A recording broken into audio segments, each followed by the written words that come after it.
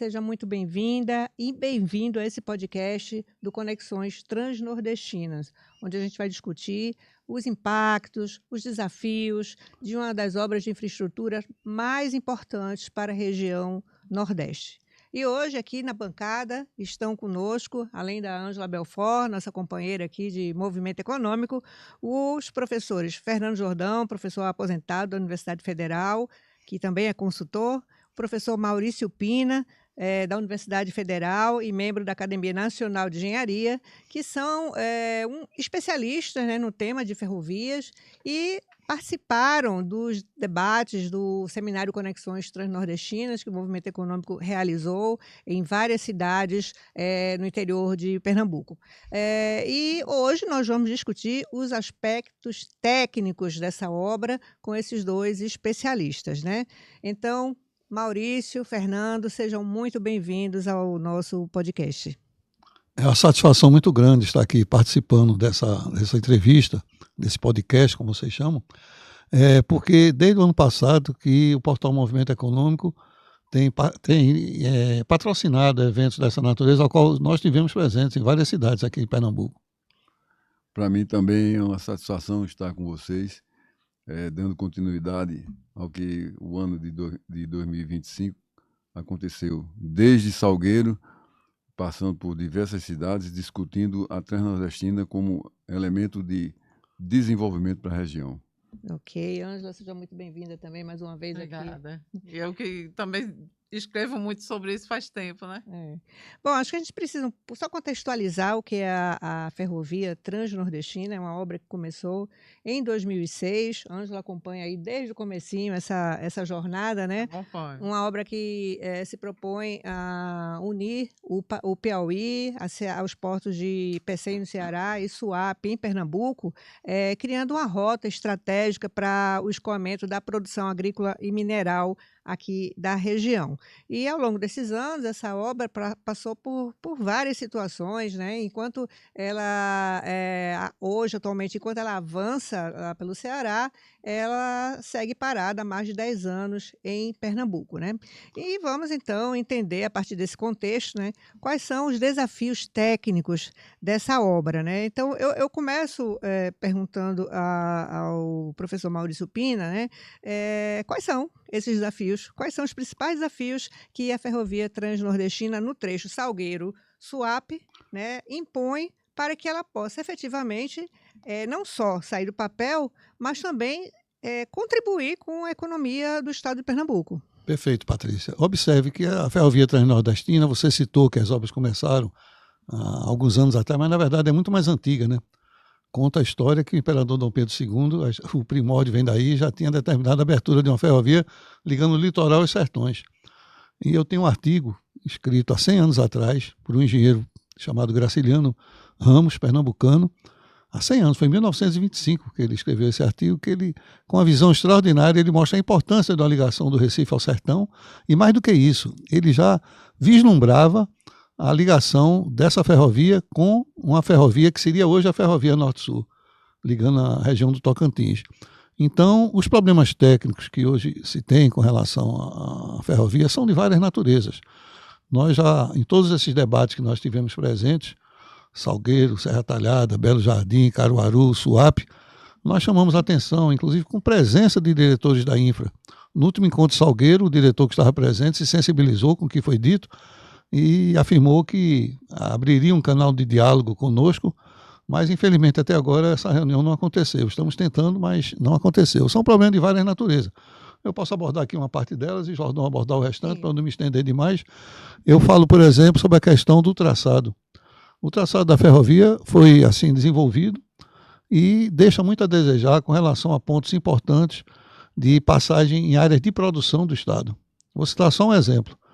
Belo Jardim, que concentra, onde está localizada a maior fábrica de baterias da América do Sul, 60% dos veículos brasileiros são movidos a baterias pernambucanas fabricadas em Belo Jardim. A ferrovia, que poderia transportar a produção da fábrica, ela passa a 16 quilômetros da cidade. Quer dizer, o traçado foi desenvolvido sem se olhar para essas questões. E para resolver isso, teria que ser construído um ramal ferroviário, ligando esse trecho da ferrovia até Belo Jardim, ou digamos assim, uma situação sem sentido de levar para caminhões, um frete muito caro, 16 quilômetros, com carga, descarga de caminhões até o trem, o que, de certa maneira, inviabiliza o produto. Não, isso é só um exemplo, tem outros, por exemplo, de outras naturezas. O Belo Jardim é um exemplo, né, em função dessa questão da distância do traçado, mas Belo Jardim é uma cidade que era cortada pela ferrovia, né, antes do processo de licitação. Existe ainda uma estação ferroviária lá. Essa estrutura poderia ser utilizada pela Transnordestina? Veja, a questão do traçado teria que ser analisada de outra maneira para vislumbrar realmente pontos positivos para a economia do Estado. A ferrovia passava em Caruaru, não passa mais. A ferrovia passava em Belo Jardim, passava em Pesqueira, agora passa mais próximo. Mas ela deixou de atender vários pontos importantes de áreas produtivas do Estado. Esse é um ponto. Mas existem outros pontos ainda a destacar. Por exemplo, o trecho mais prioritário era exatamente a ligação até o Porto Suape. A ferrovia, o trecho que vai de Belém de Maria até Suape, não tem nada, absolutamente nada. Não tem desapropriação, não tem licenciamento ambiental, não tem projeto, não tem nada. A alegação é que é um trecho difícil. Ora, se é difícil, era para trabalhar logo nele, para liberar. Por quê? Eu vou dar um exemplo. O trecho que vai de Salgueiro até Custódia tem 179 quilômetros. Está pronto, está abandonado lá há mais de 10 anos, lá no sertão, deteriorando a estrutura e havendo risco até de furtos dos trilhos e de outras... Bom, se esse trecho, ao invés de ter sido construído de Salgueiro em direção à Custódia, tivesse sido construído de Suape para o interior, já tinha passado de Belo Jardim só esse trecho e a produção já estaria sendo levada até o Porto Suape. Esse trecho que está em licitação agora, que não é a superestrutura, não é a ferrovia completa, é só a infraestrutura, para nossa surpresa, isso foi dito lá em Suape, no encontro que nós tivemos no dia 18 de novembro, licitação essa que inclusive foi adiada, que ia ser em janeiro, foi adiada para março, sem maiores explicações.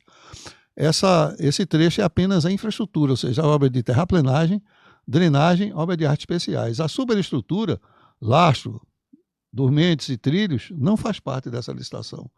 Então, esse trecho que vai de Custódia até Arco Verde, que está nesse processo licitatório, ainda nem sequer, quer dizer, iniciado, mas não houve ainda digamos assim, a abertura da licitação, ele está, digamos assim, com alguns pontos a serem vistos, que inclusive vai ser abordado mais na frente. A questão da bitola, que é um ponto que Pernambuco perde muito com isso, com a definição que foi feita da bitola. Enfim, há várias questões técnicas a serem resolvidas, e o trecho que vai de Belém de Maria até Suape, que era, no nosso entender, o mais importante, nada foi feito até agora. Ou seja, o que foi feito, esse trecho de Custódia de Arco Verde vai ficar pronto e o trem não vai passar. Pois é, Fernando. Eu gostaria de fazer a referência histórica do problema da Transnordestina ao nosso ver. O professor Maurício Pina falou que é um problema antigo, que vem da era do Império no Brasil. Mas eu, nas minhas avaliações, eu considero o problema da Transnordestina veio a partir do processo de privatização das ferrovias.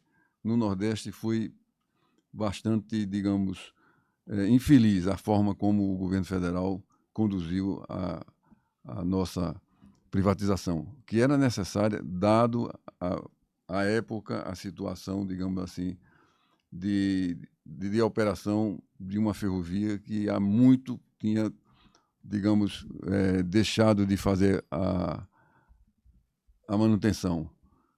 Houve no período militar ainda algumas ferrovias que foram construídas, como a Ferrovia do Aço e outras mais ao sul, a própria Ferrovia Norte-Sul e a Transnordestina, digamos assim, real, a Transnordestina que articulava os 8 portos do Nordeste. Essa era a Transnordestina que se alinhava com uma linha de planejamento de se dotar uma região que necessitava de infraestrutura para o desenvolvimento, que o governo federal, através do GEIPOT, fazia o planejamento.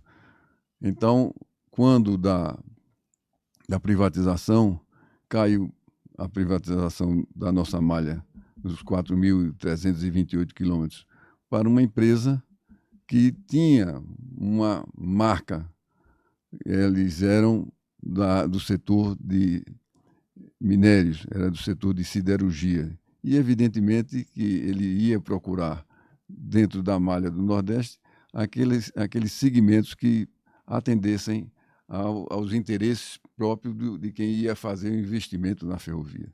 E foi assim que a nossa ferrovia transnordestina real, aquela que articulava os 8 portos, foi esquecida para ganhar uma ferrovia que, aspas, que teria um caráter moderno, porque era bitola larga, era para vagões de 130 toneladas, locomotivas de 8.000 HP, 4.000 HP de potência. São indícios de que o operador queria fazer transportes, digamos assim, de alta densidade do produto, que é o caso do minério, e não se interessava em cargas de terceiros, como os 8 portos nossos do Nordeste, excetuando Pecém. Os 8 portos são todos portos organizados, portos públicos ou portos comerciais que trabalham com carga de terceiro. E, evidentemente, que não se adequava a um operador que tinha uma carga de alta densidade e em grande volume, que era o minério do Piauí. E daí surgiram os nossos problemas que a gente está discutindo agora. O que você está dizendo foi passada para a iniciativa privada uma malha ferroviária que foi totalmente desarticulada e ficou voltada só para atender interesses do investidor. Exato. E, obviamente, esse investidor vai focar no trajeto que lhe é mais interessante. Exato. E faltou, talvez, amarrar isso aí contratualmente para evitar que houvesse essa desmobilização, né? Isso. E é o que aconteceu, que nós todos acompanhamos. A ferrovia, já nos seus primeiros anos, foi privatizada em 97, em 1997, 98, a partir de janeiro, começou a operar, e com 3 anos já tinha sido devolvido ao governo 30% da malha. Ou seja, ele não enxergou nenhum aproveitamento de parte da malha. Não, e o pior, o governo não fez nada. O governo deixou essa ferrovia ser desmobilizada e deixou sucatear tudo. Exato. E o Nordeste perde uma malha que era verdadeiramente transnordestina, como você bem citou, para ter um ramal que liga o Piauí, liga 2 estados, 3. Eu posso dizer que de forma limitada, ainda por cima limitada, exato. né? E assim, né? Desculpa interromper, mas a gente foi lá em 2001. Em 2001, uma cheia entre Pernambuco e Alagoas arrastou a ponte dos trilhos. Eu fui lá, fiz matéria, fiz foto. O fotógrafo que estava comigo Nada foi feito. fez foto e ficou lá. Ainda chegou a se articular um empréstimo para a Sudene financiar para a empresa a recuperação desse trecho. E esse trecho, desde 2001, ficou lá abandonado. Observe, Você perdeu a conexão com o Sudeste. Observe que quando a concessão iniciou em janeiro de 98, havia 8 portos da região ligados à malha ferroviária existente. Eu lembro. Era o porto de Itaqui, Mucuripe, inclusive veio até um pouco depois. O porto de Mucuripe, o de Pecém veio um pouco depois, o porto de Mucuripe, o porto de Natal, Recife, Suape e Maceió, 8 portos. Todos esses portos do Nordeste Oriental, Natal, Cabedelo, Recife, Suape e Maceió foram alijados. Então hoje a ferrovia, que liga uma mina privada a um porto privado, é uma ferrovia pública, mas sob concessão durante 30 anos.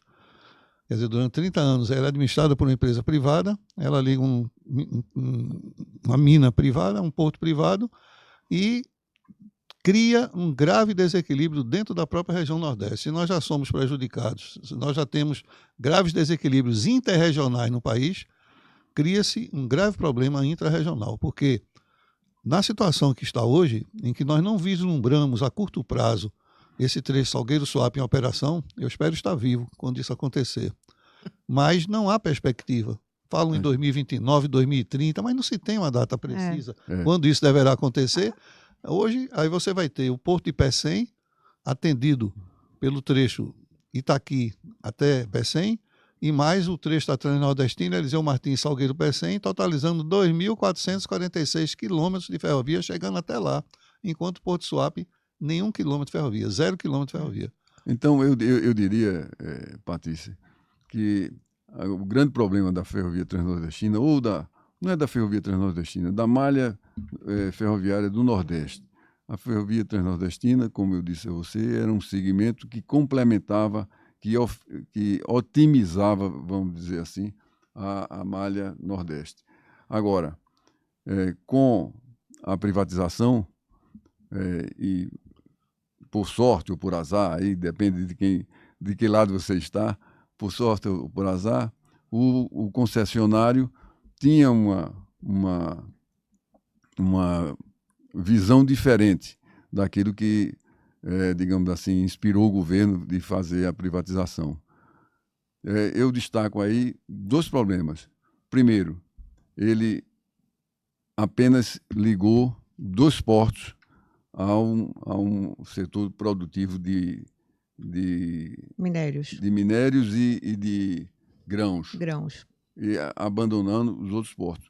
Mas tiro como lição uma inversão, vamos dizer assim, do que aconteceu com o governo federal. O governo federal tem um modelo, no tocante à ferrovia, de construir e depois licitar o operador. Ele escolhe o operador posteriormente. Neste caso da Transnordestina, aconteceu o contrário. O operador que tinha sido colocado para operar a malha do Nordeste, ele inverteu o papel. Ele ofereceu ao governo um projeto que digamos, alcançaria 2 portos, ligando a uma região produtora de minério e produtora de grãos. Esse é a grande dificuldade que vai acontecer, por exemplo, com o trecho Salgueiro-Suape.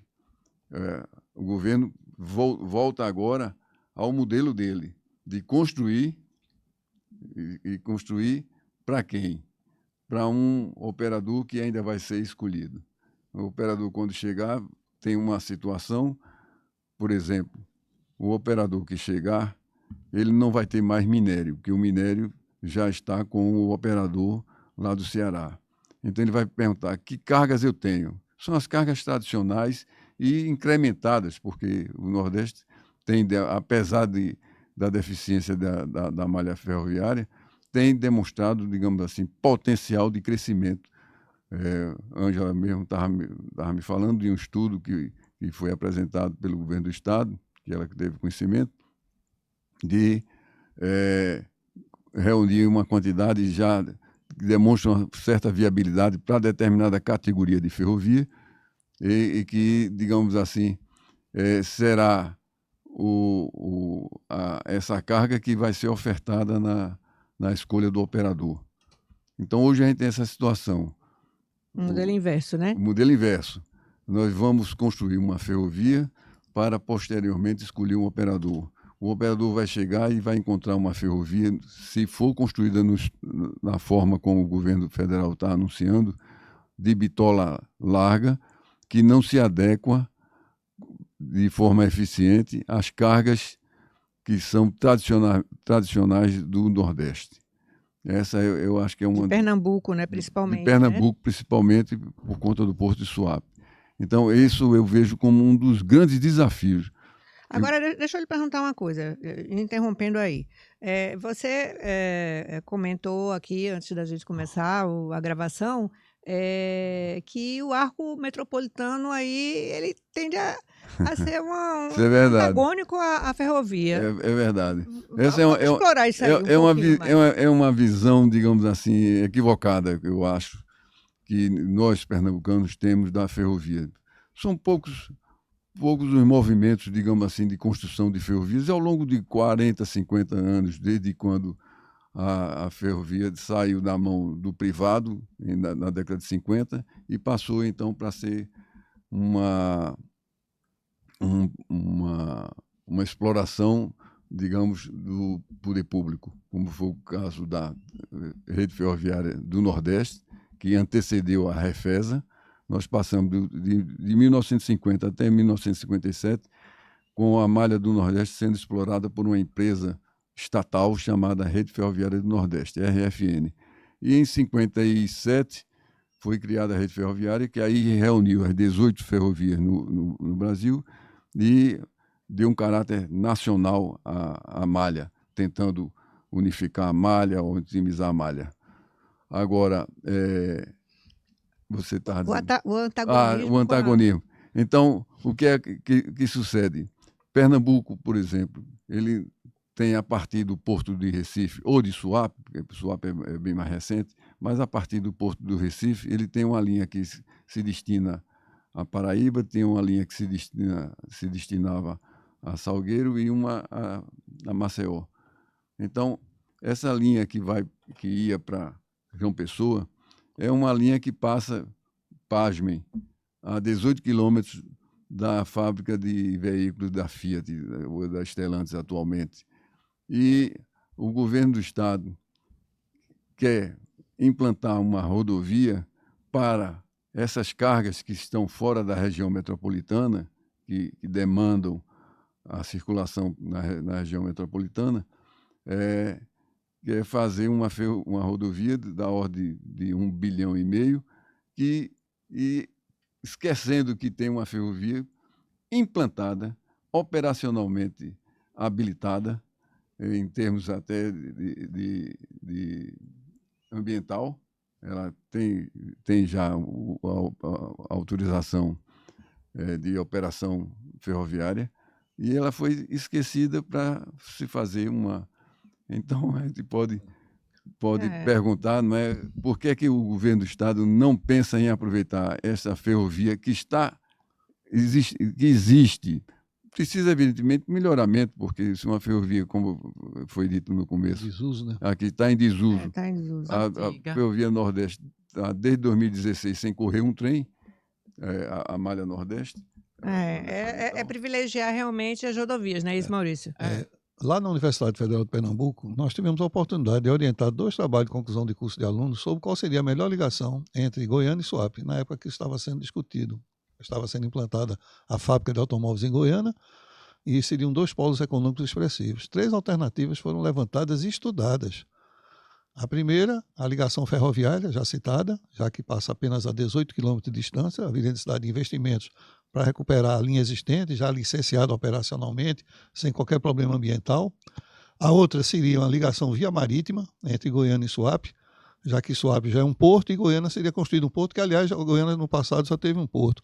E a outra seria a ligação rodoviária. Porém, quando surgiu essa ideia de ligar Goiânia a Suape, ninguém cogitou de outra alternativa que não fosse a rodoviária.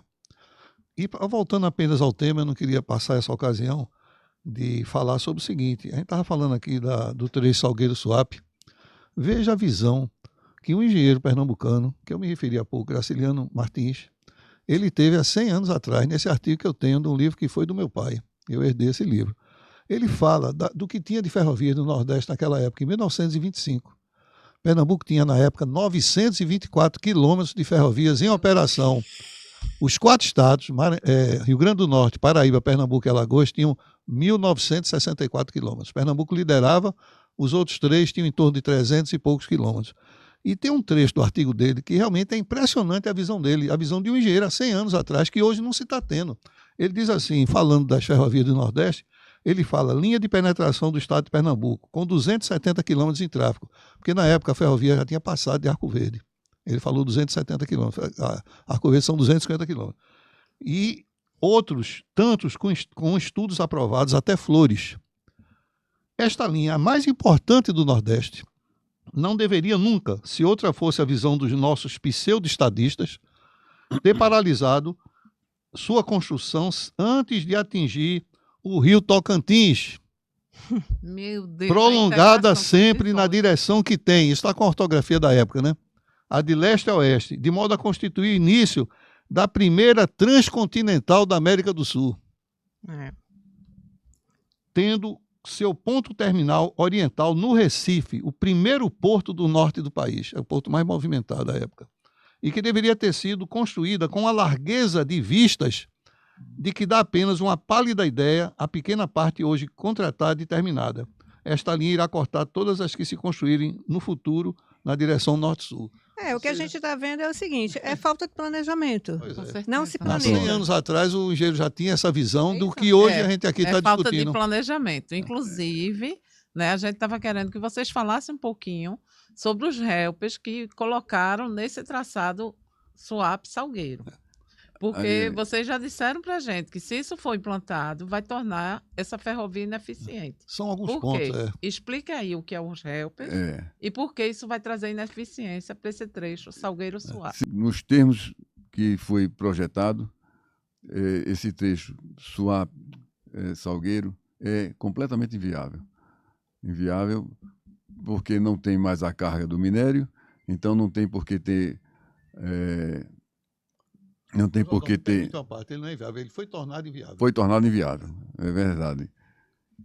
Então, não tem mais aquela carga para a bitola larga e também, como tiro de misericórdia, vamos dizer assim, na ferrovia, se permitiu ou se deixou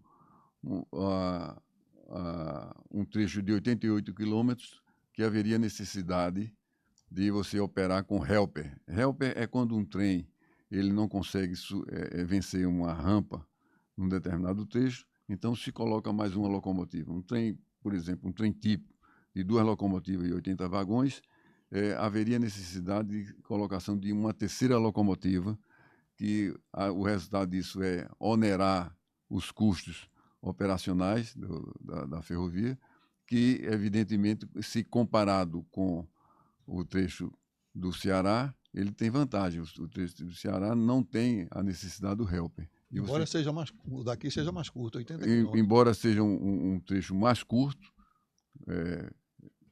Suape-Salgueiro é mais curto do que Suape-Pecém, mas ele torna-se... Do que Salgueiro-Pecém, desculpe.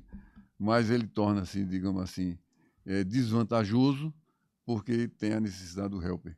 Que, como era quem lançou o projeto, a diretriz, não tinha pontos obrigatórios, ele era livre de escolher por onde passar, e ele então escolheu exatamente um trecho que haveria necessidade de helper.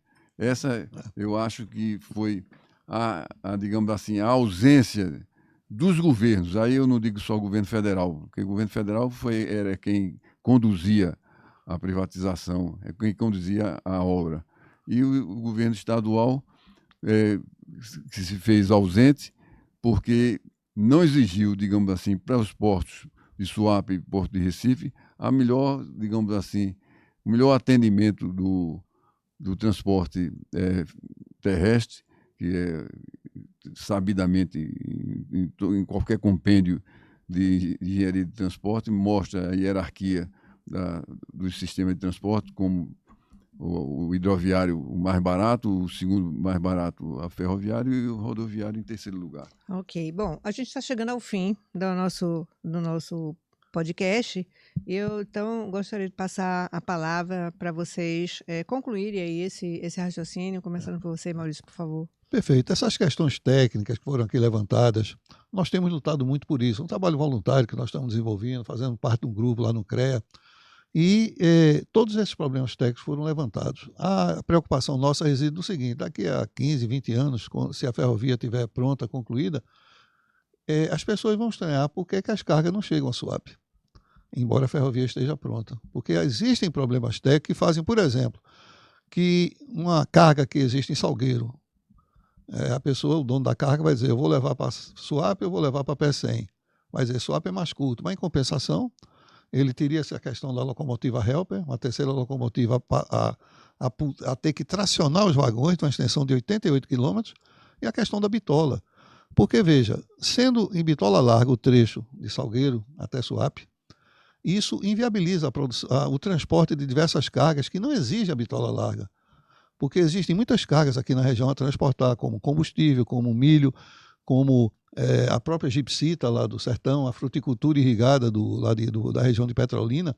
Só que se for transportar na bitola larga, vai sair bem mais caro do que se fosse transportar na bitola métrica. E, evidentemente, a opção vai ser levar até Pecém, porque lá é bitola mista. É impressionante. Na bifurcação em Salgueiro, você vê os 3 trilhos em direção a Pecém e apenas os 2 trilhos da bitola larga em direção a Suape. E o que é pior, nós estamos lutando para que esses erros não continuem. Por exemplo, nesse trecho que está em licitação de Custódia até Arco Verde, ele está previsto em bitola larga, até onde sabemos. Estamos tentando evitar isso. Por quê? Porque o trecho já construído de Salgueiro até Custódia são 179 quilômetros. Os dormentes que já foram lá implantados estão lá, são dormentes de concreto protendido. Não tem a previsão do 3º trilho, se tivesse que colocar. Não é simplesmente colocar o 3º trilho no lugar. Tem que haver um dispositivo que fixe o trilho no local, uma presilha, um dispositivo que realmente fixe o trilho. E esses dormentes não têm essa previsão. Para colocar, haveria 2 possibilidades. Uma que é considerada inviável, que seria fazer a furação dos dormentes para poder colocar essa peça e fixar o trilho. E a outra teria que ser substituir todos os dormentes nesse trecho. São 298 mil dormentes que estão lá implantados e que não se prestariam à bitola mista. Ok. Deixa eu só... Vamos lá, a gente está encerrando, hein? Vamos lá. As considerações finais. Só complementando o que o professor Maurício Pina falou, digamos assim, eu chamo a atenção, digamos assim, seja por não fazer a Transnordestina real, aquela que distribuía, digamos assim, mais eficiência aos postos do Nordeste, como eu falei, ou seja, essa Transnordestina proposta pelo concessionário que ganhou a concorrência no processo de licitação, de privatização. Eu acho que nós, pernambucanos, o governo do Estado à frente, digamos assim, teria que ter um envolvimento maior dele, de cobrança do governo federal, porque quem perde é a região, porque Suape é o maior, digamos assim, não beneficiário, ou seja, era o porto que podia fazer, dentro da sua eficiência, de um porto... Um porto pode fazer uma grande diferença na economia regional, né? Pois é, mas o que eu queria dizer é que confrontando ele com Pecém, é um porto que opera 7 dias por semana, 365 dias, não tem problema de maré, águas tranquilas, né? Águas profundas e tranquilas. É um porto, digamos assim, bem estruturado, é um porto protegido do ponto de vista ambiental, e ele, por não ter uma malha, digamos assim, terrestre, ferroviária, ele deixa de prestar serviço ao Interland do Nordeste. Essa eu acho que é a maior perda que podemos indicar.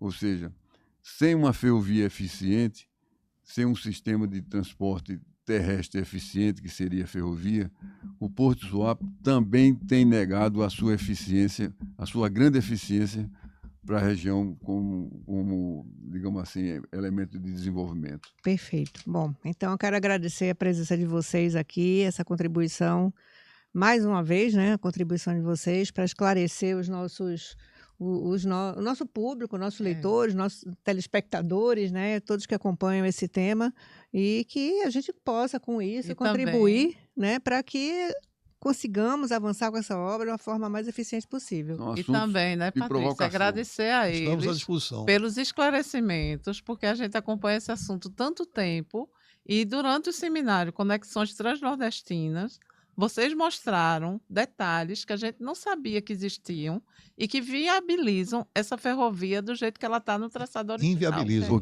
E isso é muito importante. Fazer algo que realmente seja eficiente. Porque o Suape é uma unanimidade, né? Todo mundo diz, é importante, mas eu acho que tem que a gente pontuar dessa forma. É importante por isso, e se não houver essa construção dessa ferrovia, Suape perde toda a região Nordeste. Perfeito. Então é isso, pessoal. Vamos ficando por aqui. Obrigado a vocês que nos acompanharam até aqui o final. Se gostaram, dê um like, compartilhem e fiquem atentos aos próximos episódios. Até a próxima.